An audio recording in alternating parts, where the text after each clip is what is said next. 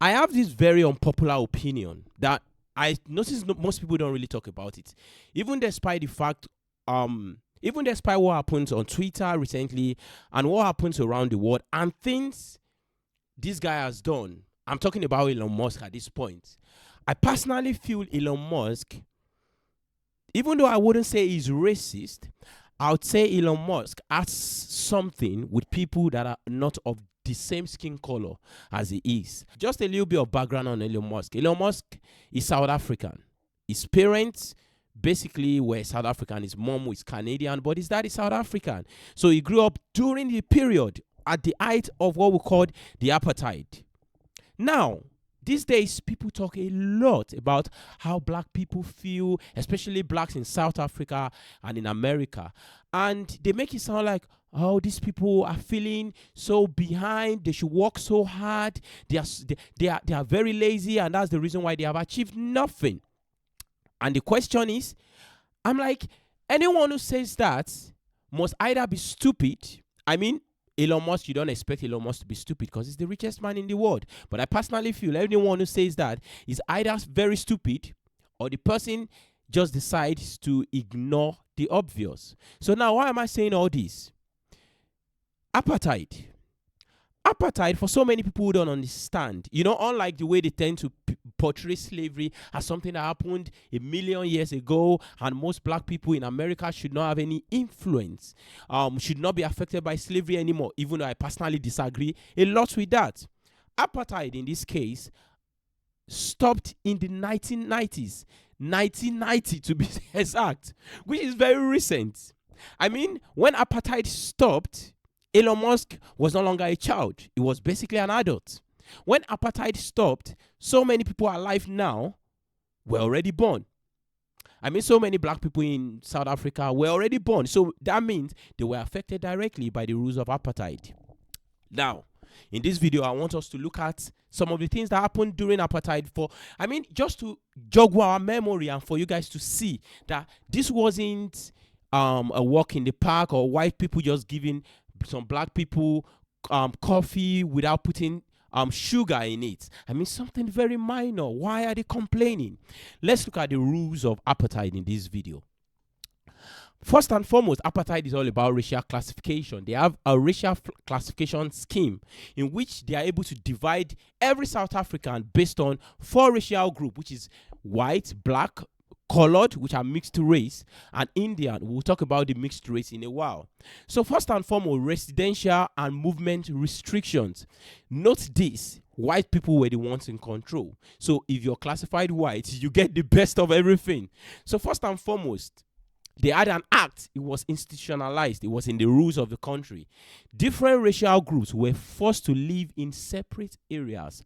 Non-whites were often forcibly removed from their homes to segregated townships. So, although they are in Africa, they live in South Africa, these white South Africans back then, because they were the ones in power, forces every other people who are not white to live separately from the whites. And it was also passed into law in 1952 that black South Africans had to carry passbooks to travel outside designated areas. Failure to carry this passbook could lead to arrest or imprisonment. You're basically likely to go to prison if you don't carry a passbook. If you don't carry a passbook while traveling to an area that is designated white area within Africa. That is the second thing within this residential place. Imagine an African not be able to move within their own country. They need to carry a passbook, and if you don't carry that passbook, you could get arrested and even get imprisoned. Talking about, it's a coffee. Why are people complaining about the apartheid? How has this affected the black people? How have they made them backward? I mean, has this affected them in so many ways? Now, let's talk about segregation in public places. Separate Amenities Act in 1953. Public facilities, e.g. toilets, beaches, buses, schools, were segregated, with those for non-white being of lower quality. I mean, Elon Musk's father, Elon Musk, people like Elon Musk were beneficiaries of systems like this. And you now ask why these people would not, to some extent, have racial bias. I mean, Elon Musk was born into a system that made him believe he's better than anyone who is not white. And at any point when he starts living in a country where people who are non-white are starting to take control, or where the system puts non-white and white on the same pedestal, doesn't sit right with people like Elon Musk. Let's talk about the Bantu Education Act. Black South Africans received inferior education designated to limit their opportunities to low-skilled jobs. It wasn't something that is just conspiracy theory.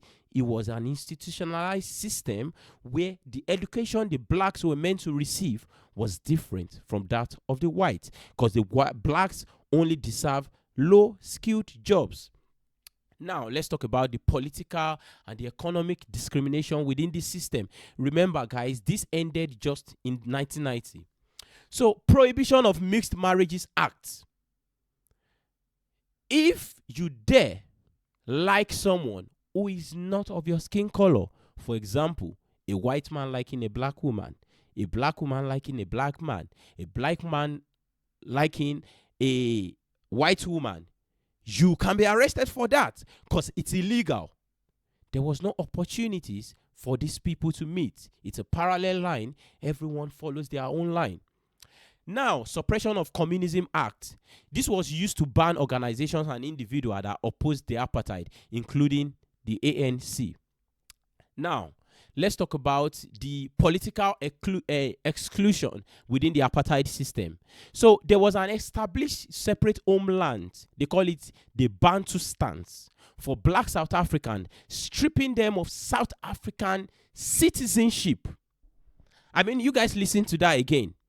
There was a kind of system within the apartheid that says a black South African is not a citizen of South Africa. Guys, this system ended in 1990. It didn't end 300 years ago, 400 years ago. It ended in 1990. So, there's still more. For example, censorship and oppression. This criminalized protests, because of course people wouldn't be happy about it, and this also allowed the government to detain anti-apartheid activists without trial for up to 90 days, including people like Nelson Mandela, who was in prison for up to 27 years for not agreeing with apartheid. So now, why am I making this video? The reason why I made this video, for anyone with common sense, is very clear. People, especially the white right-wingers, who think it is okay to continuously attack black South Africans and say, oh, the white people has left the country now and they've turned the country into jungles. The truth is, this system was established. Systems like the apartheid were established to ensure black people in this continent, in these countries, depends on the white people. For example, rules like they can't get enough education.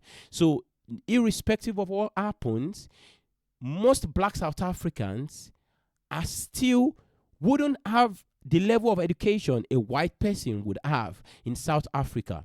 And as a result of that, you don't expect the level of should I say refinement when white people stop having control. There's still a level of, should I say, backwardness. And I don't mean it the wrong way. South Africa is a country that is built to favor the whites. And irrespective of how we try to say this, it will take a while for South Africa to become what it's meant to be, which is South Africa. And the reason is because most of the blacks in South Africa are just starting to wake up to see that, guys, we've had years of repression by these guys. And it's the reason why you start seeing laws, or you start seeing this recent level of aggression amongst black South African politicians, like trying to send out the white people all together because they feel really pained. Over time, looking at the system, they see the level of atrocities that has been committed by these people. Even reading it on paper, you see the level of atrocities. And this affects how South Africa will ever be for a really long time, until it goes back to a fully functioning African state, and perhaps there could be resolution into how everything should be. So like I said originally, people like Elon Musk shouldn't even be able to talk on social media or generally, except for the fact he's a very rich man. He should focus on business and not trying to make policies all around the world that I personally consider is extremely racist and has nothing to do with a progression in human race, but rather just a white supremacist ideology by one man who also happens to be the richest man in the world. You guys tell me what you guys think in the comment section about apartheid and how disgusting this whole thing is. I mean, I've heard a lot about apartheid, but actually reading about it, I see these guys shouldn't really be able to talk. Blacks and white South Africans, I personally believe, shouldn't be able to form this victimhood thing going all around, going on social media and stuff, and talking about how they are victims now, considering what these other people have gone through for so many years. At the end of the day, I promote everyone living together as equals, not one race being better than the other race. It doesn't matter if you're black, white, or yellow. I believe we are all the same.